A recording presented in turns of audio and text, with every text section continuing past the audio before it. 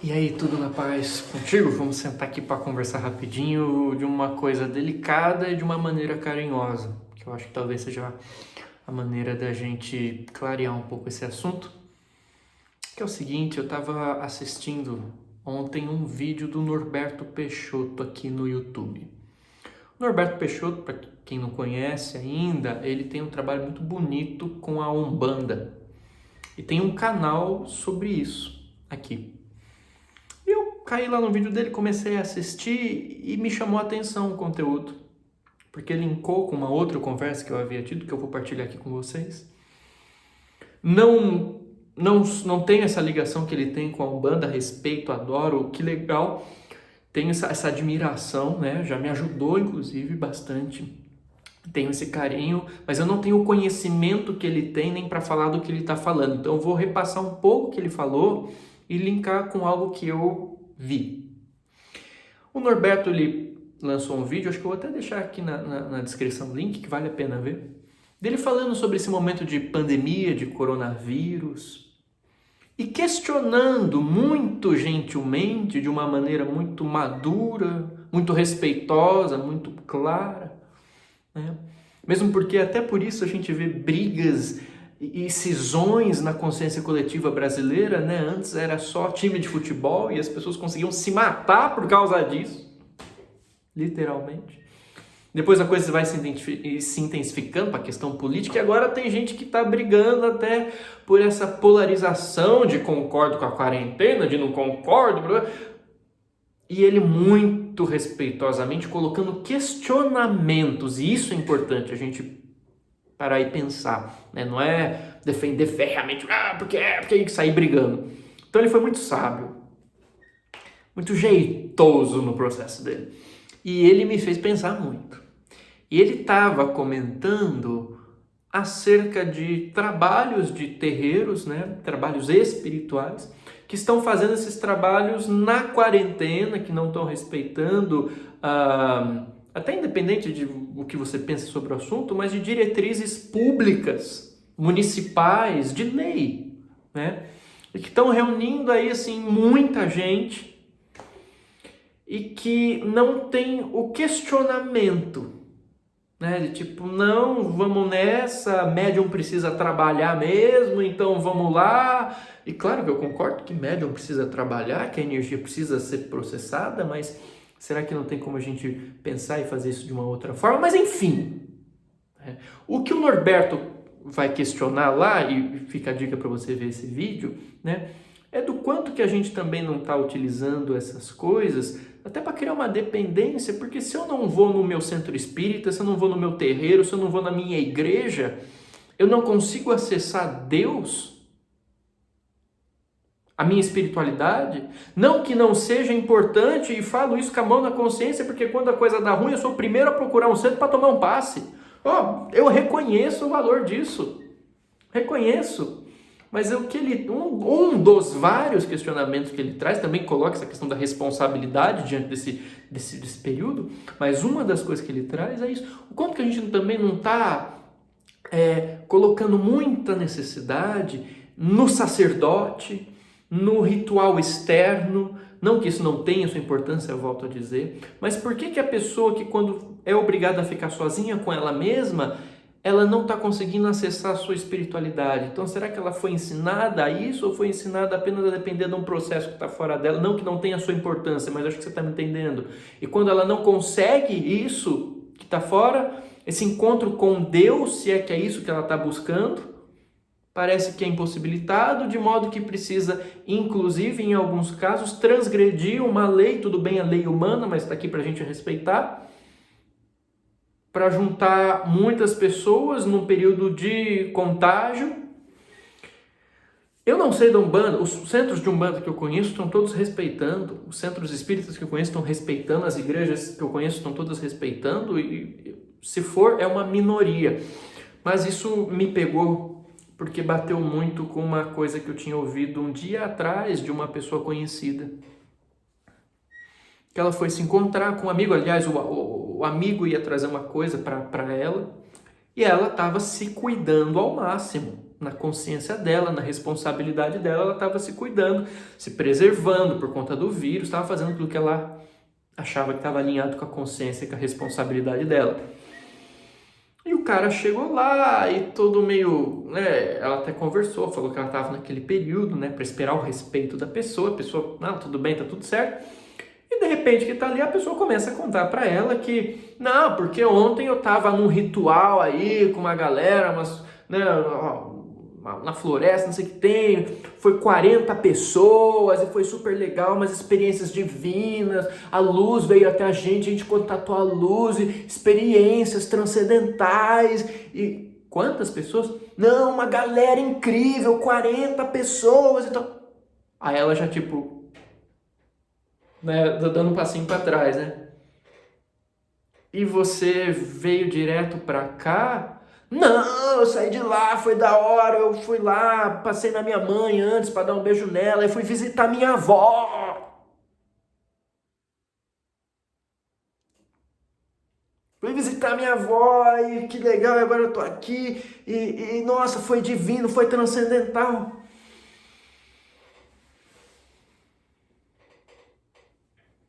Eu não vou entrar nessa energia de briga, você faz o que você quiser da sua vida, desde que tenha responsabilidade, mas ele falou uma coisa interessante, mas você não está preocupado? Ah, não, eu sou um espírito imortal, se eu morrer não tem problema.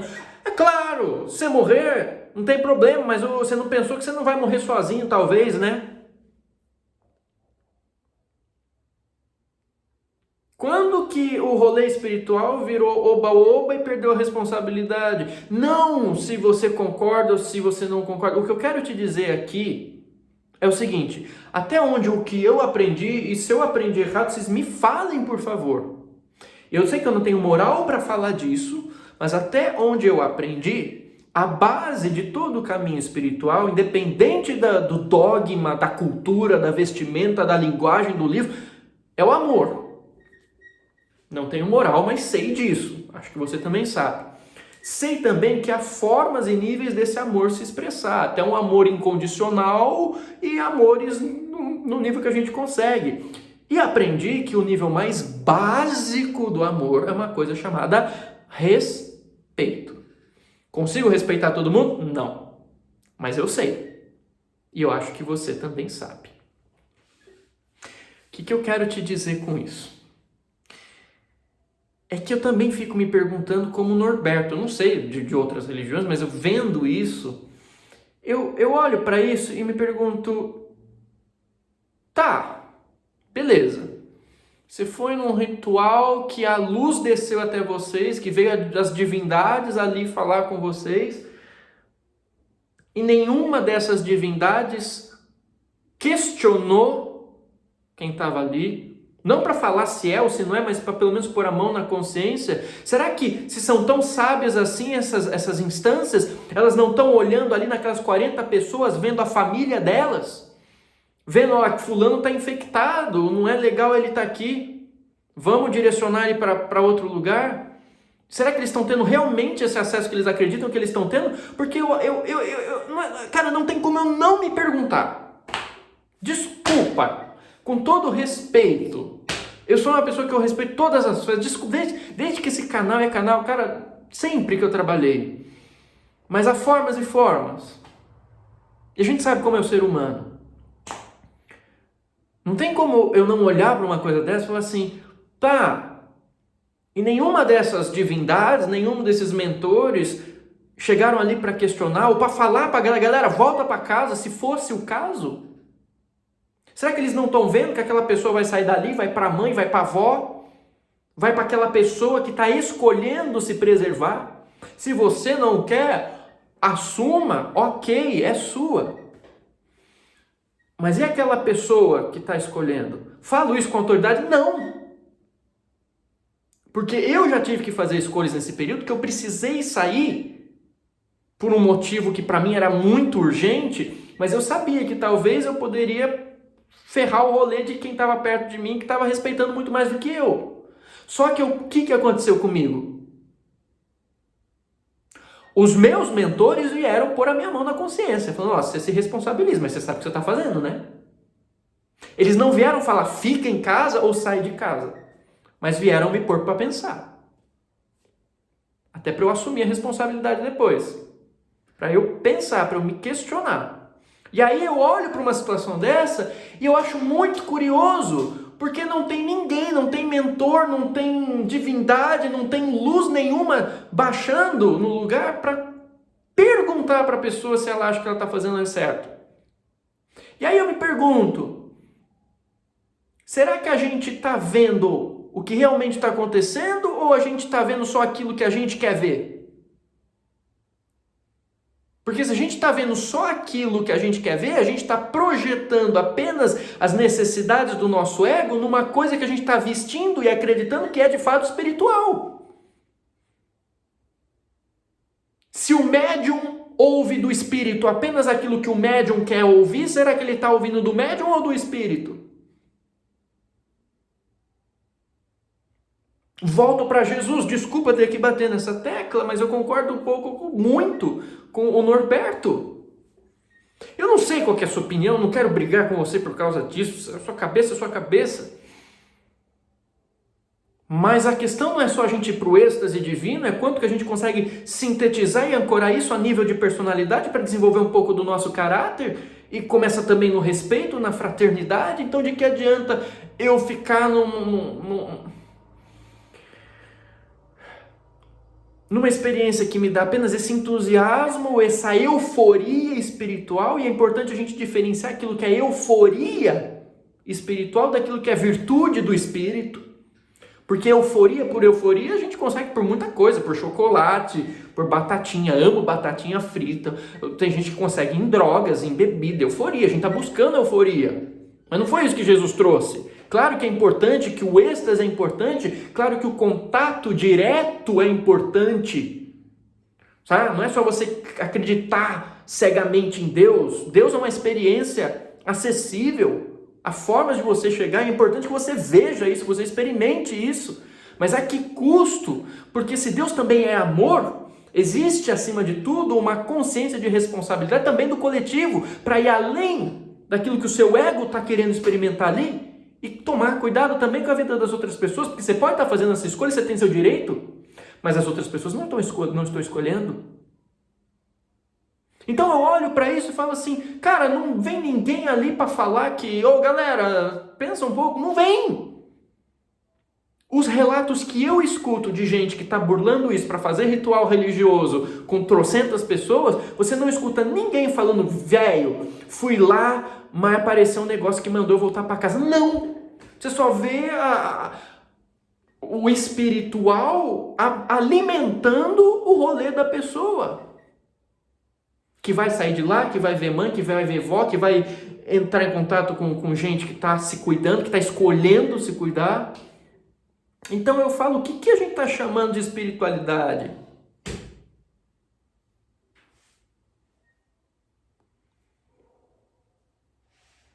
Eu lembro do meu pai, um sujeito que tem muito tempo disso, de experiência nisso. Começou lá junto com o Chico Xavier, inclusive. Sempre me ajudou muito nisso. E quando eu era molecote e estava, não que eu não seja ainda, mas quando eu estava muito deslumbrado com a espiritualidade lá na minha pré-adolescência, ele chegou, me puxou de lado, com toda a responsabilidade e carinho dele, e falou assim, olha, toma cuidado com uma coisa. O quê?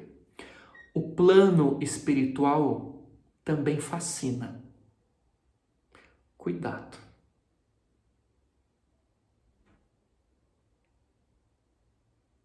Nem tudo que é bom vai parecer para o nosso ego que é bom. Aliás, pelo contrário, muitas vezes aquilo que é realmente bom para o nosso ego parece amargo e a gente quer se afastar, né? E nem tudo aquilo que não é bom parece que não é bom. Mas busca o amor, a verdade, a responsabilidade, o questionamento, os pés no chão. Porque da euforia, muitas coisas dão euforia. Mas trazer a libertação espiritual, aí é a porta estreita.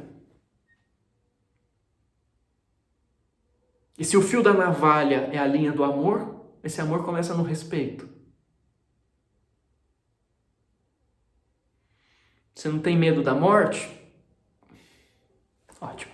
Mas tem pessoas que estão no direito delas também de preservar aquilo que elas têm. Não só por elas, mas pelas pessoas que elas amam. Se a tua espiritualidade não está te abrindo o olho para esse nível de responsabilidade, esse nível de amor, se você está muito dependente,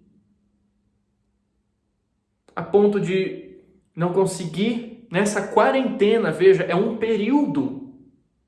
A gente está no pico é um período, não é para sempre. Se a tua espiritualidade não te ensinou até agora a conseguir olhar e ficar com você e encontrar Deus ali, durante um períodozinho. Porque espiritualidade é uma coisa simples. A gente que complica, que deixa tudo complexo por um monte de artifício, um monte de... Ótimo se conseguir ser uma metodologia, uma didática para fazer você voltar para você.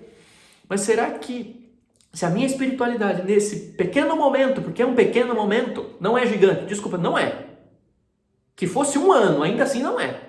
A gente gasta muitos mais anos com muitas outras porcarias e não acha que a gente gastou muito. Se a nossa espiritualidade não conseguiu ensinar pra gente, num momento desse, de cuidado com o próximo, com o coletivo e comigo mesmo, eu encontrar Deus em mim, sem estar aferrado a dogmas, a formas exteriores, a coisas que eu preciso entrar em contato, sendo que eu preciso disso para aliviar e para entrar em contato com Deus. E passo, inclusive, por cima do senso de respeito com o coletivo para isso. Será que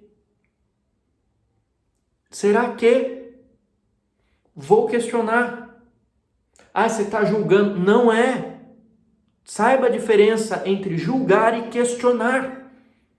Talvez a coisa mais importante no nosso caminho para que a gente não caia em fascinação espiritual, que é um tipo de obsessão, é o questionamento.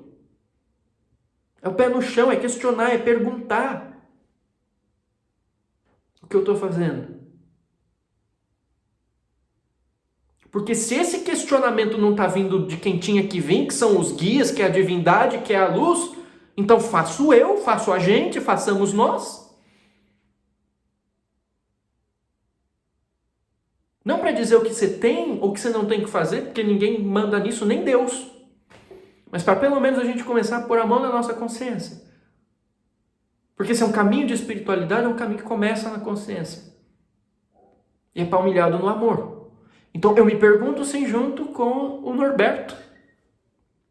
Na responsabilidade que eu tenho de ter esse trabalho aqui, das pessoas ouvem o que a gente fala, de questionar. Não estou falando que você está errado de ir lá para o seu centro. Não estou. Você sabe os seus motivos. Mas o quanto de consciência, de responsabilidade que está... E eu olho sim para essas coisas e falo assim, ué, cadê o mentor? Não está falando nada? Não falou? Nenhum falou? Será que é? Não que não seja? Não que não possa ser? Mas até onde eu sei, esses caras são responsáveis. Então, se é realmente alguma coisa superior, eu me questiono. Você não se questiona? Eu me questiono. O que Jesus falaria pra gente? Ah, é porque a teoria da conspiração... Não, para com essas coisas. Ainda que fosse só uma lei humana, que você sabe que está errado. Ele chega e fala, dai a César o que é de César. E a Deus o que é de Deus respeita. Não sei. Tô perguntando. Tô muito errado?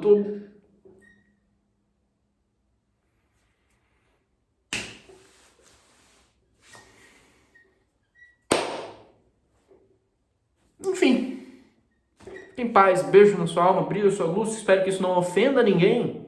Porque não é essa a intenção. E acredito piamente que eu não estou falando nada aqui que vai ofender ninguém. A não ser alguém que esteja muito iludido nessa. A ponto de ver uma agressão nisso que eu estou falando. Aí, desculpa, não olhe para mim, olhe para você, porque tem alguma coisa muito errada. Se te trazer um questionamento te ofende tanto, é um questionamento. Ninguém tá falando pra você virar corintiano ou São Paulino aqui. É importante questionar. Pro nosso próprio bem. Fique em paz, brilhe a sua luz. Receba um abraço do tamanho do sol.